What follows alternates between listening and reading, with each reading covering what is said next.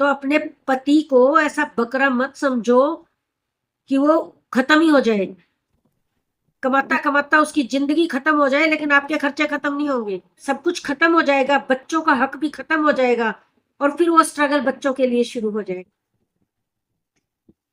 राम राम जी सबको, सबको नमस्कार। तो आज हम बात कर रहे हैं कि फिजूल खर्चियां या जाने अनजाने जो खर्चे हो जाते हैं, और महिलाएं खास करके ध्यान भी नहीं देती हैं कि वो कितने खर्चे बढ़ा चुकी हैं, कितनी फिजूल खर्चियां कर चुकी हैं, और आने वाले टाइम में इन इस सारे नुकसान की भरपाई उनके बच्चों को करनी पड़ती है, उनको सहना पड़ता है। तो क्यों नहीं वो सोच समझ कर चलती। और जब पति पैसा कमा रहा है तो उनको लगता है कि पति तो नोट छापने वाली मशीन लेकर के बैठा है, तो वो बिल्कुल भी उसके बारे में नहीं सोचती। ना कि वो किसी बड़ी पोस्ट पे है जहाँ पे लाखों रुपए उसको सैलरी मिल रही है, या इतना बड़ा उसका बिजनेस है कि लाखों रुपए वो लेके आ रहा है घर पे। तो वैसे भी अगर जैसे हमें पढ़ाया जाता था, हम जब 6 क्लास में थे तो एक होम साइंस का सब्जेक्ट होता था। तो अगर महिलाएं ठीक से चलती हैं, अपने जीवन को सही से बिता रही हैं, हम ये नहीं कहते कि वो अपने शौक पूरे ना करे या अपने शौक मार ले, या जरूरी नहीं कि सिर्फ दाल रोटी तक ही सीमित रह जाए। क्या उनके कोई ख्वाहिशें नहीं होती? जरूर पूरी करें, सब कुछ करें, लेकिन जैसे कि पढ़ाई लिखाई में भी फिर किस चीज की पढ़ाई लिखाई की? अगर आप बैलेंस करके नहीं चले तो फिर क्या सीखा अपने जीवन में? अगर आपके पास 1,000 रुपए है और आप 1,000 रुपए लेके मार्केट में निकल गए शॉपिंग करने, और सारे के सारे पैसे आप बर्बाद करके वापस खाली आ गए हो घर पे, तो कैसे गुजारा करोगे? उस 1,000 रुपए में आपके घर में अगर बच्चे भी हैं तो उनका भी हिस्सा था ना। उन बच्चों का भी, उस 1,000 रुपए के अंदर आपके बच्चों का भी हिस्सा था, आपके पति का भी हिस्सा था, घर में भी खर्चे होते हैं, और आप सबको आग लगा के आ गए। 1,000 रुपए हाथ में आए और फूक के आ गए। कैसे घर चलेगा? क्या आप अपने बच्चों के हक पे डाका नहीं डाल रहे हो?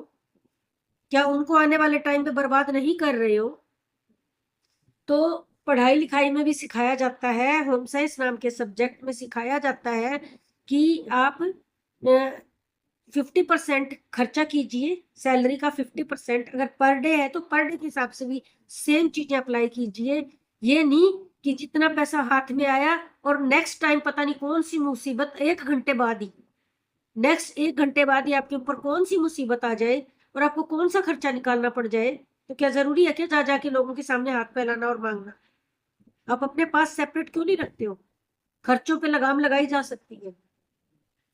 तो 50% आप खर्चा घर में कीजिए, बिजली पानी इन सबके खर्चे निकालिए, बच्चों के निकालिए, और उसके बाद इमरजेंसी खर्चे बहुत जरूरी है निकालने, जो कभी भी इंसान सोचता नहीं है। बस अपना बजट बनाया, पर डे का बनाया, और भाई चलो हो गया, कल की चिंता ही नहीं है कल कैसे होगा। जरूरी नहीं है पैसा रोज आएगा आपके पास। अगर आप बिजनेस कर रहे हो तो जरूरी नहीं है आपके पास रोज पैसा आएगा, और सैलरी भी आ रही है तो वो लिमिटेड सैलरी होती है, वो बढ़ नहीं जाएगी, खर्चे बढ़ते घटते रहेंगे, लेकिन सैलरी एक लिमिटेड अमाउंट में ही आएगी आपके पास। तो आपको हमेशा बजट के साथ ही चलना चाहिए, बिना बजट के बिल्कुल भी नहीं चलना चाहिए। अगर अब तक चलते आए हो तो आगे संभल जाओ। कुछ नहीं पड़ा, जाके मार्केट में पैसे फेंक के आओ, या सामने वाला कोई खरीदारी कर रहा है, शॉपिंग कर रहा है, तो तुम भी अपना शौक पूरा करने चलो।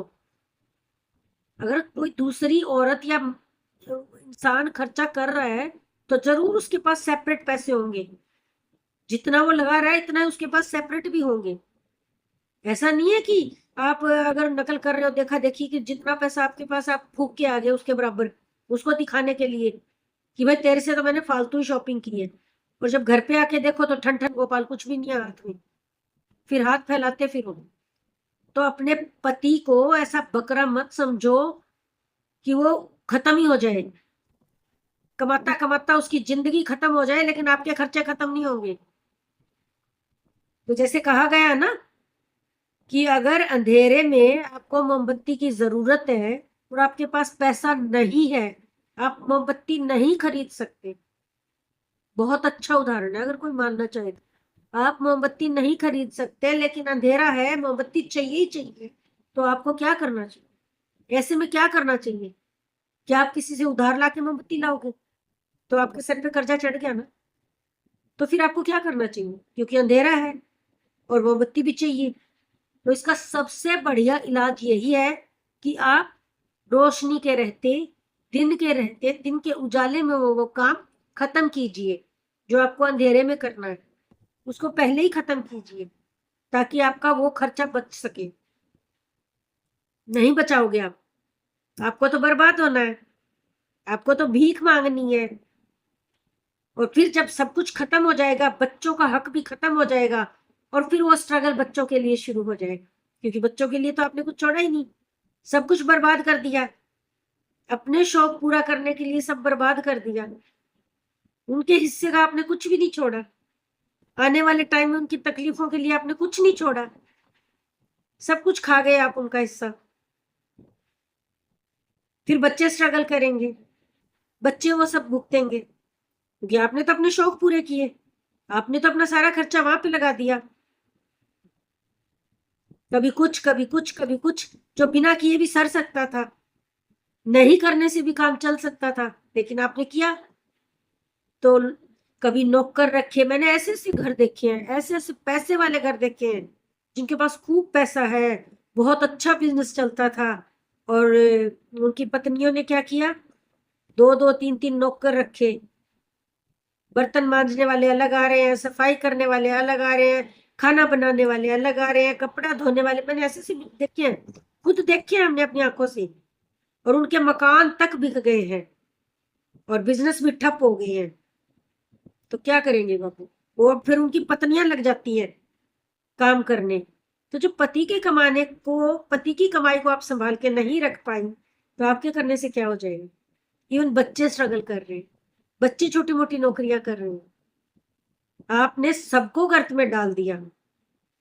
तो ऐसी गलतियां मत कीजिए। सबसे बड़ी सीख, अगर आपसे गलतियां हुई भी है, जाने अनजाने हुई है, नादानी में हुई है, तब भी मैं अपने एक्सपीरियंस से बता सकती हूँ आपको कि आपको एक हिस्सा जरूर रख के भूल ही जाना है कि ये इमरजेंसी का खर्चा है। पता नहीं कब कौन सी इमरजेंसी आ जाए, पता नहीं कब कौन सी बीमारी आ जाए, पता नहीं कहाँ जाना पड़ जाए, कौन से बड़े खर्चे आ जाए, कौन सी बड़ी बीमारी आ जाए, कहाँ से लाओगे पैसा? अगर बिजनेस कर रहे हो, कुछ बीमार हो गया, कुछ और हो गया, नहीं कमा पा रहे हो, तो फिर कहाँ से लाओगे पैसा? और कोई क्यों देगा फिर आपको? जब उनके वापस लौटाने का कोई आसार नजर नहीं आएगा, कोई क्यों देगा आपको? तो भाई, बचा के रखो अपने पैसे को, दोनों हाथों से मत लुटाओ। और एक सबसे बड़ी बात, जो इंसान कमा नहीं रहा उसको उड़ाने का क्या हक है? उसको उड़ाने का क्या हक है कि वो दोनों हाथों से उड़ा रहा है? पैसा कितनी मेहनत से कमाया जाता है, कितनी मुश्किलों से पैसा घर में आता है। अब जब सब कुछ बर्बाद करने के बाद खुद दिहाड़ी मजदूरी लेबरपना कर रहे हो, तो पता चल रहा है ना कितनी मुश्किल से पैसा आता है। तो क्यों उड़ाना है पैसा? जब पति कमा रहा है तो आप उसको संजो के नहीं रख सकते क्या? सबसे बड़ी और बहुत जरूरी बात, एक हिस्सा, ये नहीं कि मैंने जोड़ लिया जी, पिछले 2-3 महीने से या पिछले साल से मैं रखती आ रही हूँ, उस पैसे का तो कुछ यूज ही नहीं है। फिर भी आपको कंटिन्यूसली एक हिस्सा, एक अमाउंट का हिस्सा, छोटा या बड़ा जैसा भी है, जितना भी आप जोड़ सकते हो, उसको रख के भूल जाओ इमरजेंसी खर्चों के इसलिए, ताकि आपको जरूरत पड़ने पर हाथ ना फैलाना पड़े, लोगों के सामने भीख ना मांगनी पड़े। और ये बहुत जरूरी है, घर के खर्चों से भी ज्यादा जरूरी है। वो इमरजेंसी खर्चे वाले पैसे तो घर के खर्चों से भी ज्यादा जरूरी है बचा के रखना। और जिसको भूल जाना कि हमने कुछ हिस्सा, थोड़ा बहुत अमाउंट इमरजेंसी खर्चों के लिए रख दिया है, तो यही समझदारी है। मैं तो यही कहूंगी, नादानी में, भोलेपन में या बेवकूफी में आपने इतना फालतू फिजूल खर्चियां कर दी हैं कि अब बच्चे जरूरतें पूरा करने के लिए भी तरस रहे हैं, क्योंकि आपने अपने शौक पूरे किए। और आज उन शौक पूरे करने की वजह से आज बच्चे अपनी जरूरतें तक पूरे नहीं कर सकते। तो इस तरह के दिखावे से, लोगों का मुकाबला करने से बचें। वो किसी ने कहा है ना, कहावत है, जब रोटी बनाई है और रोटी बना के हम खाने बैठे हैं, तो अगर हम उसको हाथ में रख के खा सकते हैं तो प्लेट की क्या जरूरत है? क्या जरूरत है फिर प्लेट की? तो भाई, अगर खर्चे कम किए जा सकते हैं तो क्यों उनको बढ़ाना और फिर हाथ फैलाना? ये जो फिजूल खर्चियां हैं और माँ बाप जो अपने शौक पूरा करते हैं, इसका सारा का सारा बोझ उनके बच्चों पे आके पड़ता है, उनके बच्चों के कंधे पे जाके गिरता है, और फिर वो बेचारे मासूम बच्चे जिंदगी भर वो बोझ ढोते हैं, जो माँ बाप की सपोर्ट से बिल्कुल वंचित हो जाते हैं, क्योंकि उनके लिए तो कुछ छोड़ा ही नहीं। तब तो खुद का नशा चढ़ा हुआ था अपने शौक पूरे करने का, जब बच्चों की बारी आई तो ठन ठन गोपाल खा ली। तो भाई, ऐसी नादानियां मत कीजिए, अपने घरों को संभालिए, और खर्चा करना सिर्फ एक आदमी के अधिकार में होना चाहिए, ना कि सभी जिसको जैसा मन कर रहा है खर्चा कर रहे हैं। एक इंसान के हाथ में कंट्रोल होना चाहिए खर्चे का, ताकि वो देख सके कि भाई भविष्य के लिए भी कुछ बचा है कि नहीं हमारे पास, या सब का सब चौपट कर दिया। तो इससे सिर्फ बदनामी मिलेगी, दुख मिलेंगे, कष्ट मिलेंगे, और कुछ भी नहीं मिलेगा। जितना आया उतना ही उड़ाया, जितना आया उतना ही लगाया, और नाम दे दिया जरूरतों का। कोई ऐसी बड़ी जरूरतें नहीं है जो आमदनी से बाहर फैल जाए। कहते हैं ना, अगर चादर छोटी हो तो पैर सिकोड़े भी जा सकते हैं। जरूरी नहीं कि पैरों को बाहर निकालो और ठंड मरने दो, अपने पैरों को सिकोड़ा भी जा सकता है। अगर आमदनी कम है तो खर्चे घटाए भी जा सकते हैं, लेकिन बचाना बहुत जरूरी है। जिनके आगे भीख मांगते हो ना जा जाके पैसों की, उन लोगों ने भी बचाया होता है, तभी वो लोग आपको दे पाते हो। तो आप ऐसा काम मत कीजिए, अपने बच्चों के भविष्य को मत खाइए, उनके लिए कुछ ना कुछ जरूर बचाइए, ताकि आपके बच्चे सुकून की जिंदगी जी पाए, अच्छे से अपने कोर्स कर पाए, अच्छे से अपनी स्टडी कंप्लीट कर पाए। तो प्लीज खर्चों पर लगाम लगाइए, और इमरजेंसी खर्चों के लिए जरूर जरूर कुछ ना कुछ बचाइए। और मैं तो यही कहूंगी, किसी को भी अगर थोड़ा सा भी ज्ञान मिला हो तो वो जरूर जरूर अपने जीवन में अप्लाई करे, और अपने बच्चों को मुसीबतों में मत डालो।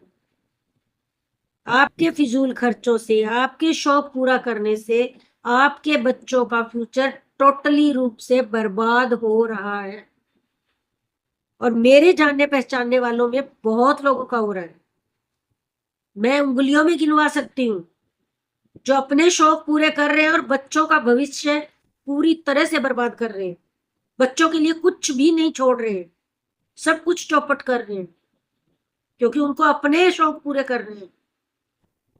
बच्चों की उम्रें बढ़ती जा रही हैं, बच्चों का स्टडी का टाइम निकलता जा रहा है, उनका सब कुछ, क्योंकि पैसों का अभाव हो गया। जब पैसा था तो उसकी कदर नहीं करी, उसको बचा के नहीं रखा। तो मैं यही कहना चाहूंगी कि खर्चों पर लगाम लगाइए, और सब के सब खर्चीले मत बनिए।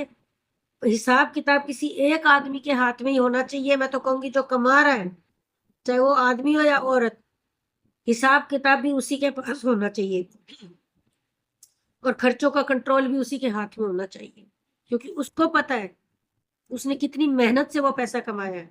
खर्चने वाले को नहीं पता चलता वो कैसे उड़ा रहा है, दोनों हाथों से उड़ा रहा है। तो इन्हीं शब्दों के साथ मैं करती हूँ आज के ब्लॉग का एंड। खुश रहिए, रखिए अपने परिवार का ख्याल। सबको मेरी तरफ से प्यार भरी राम।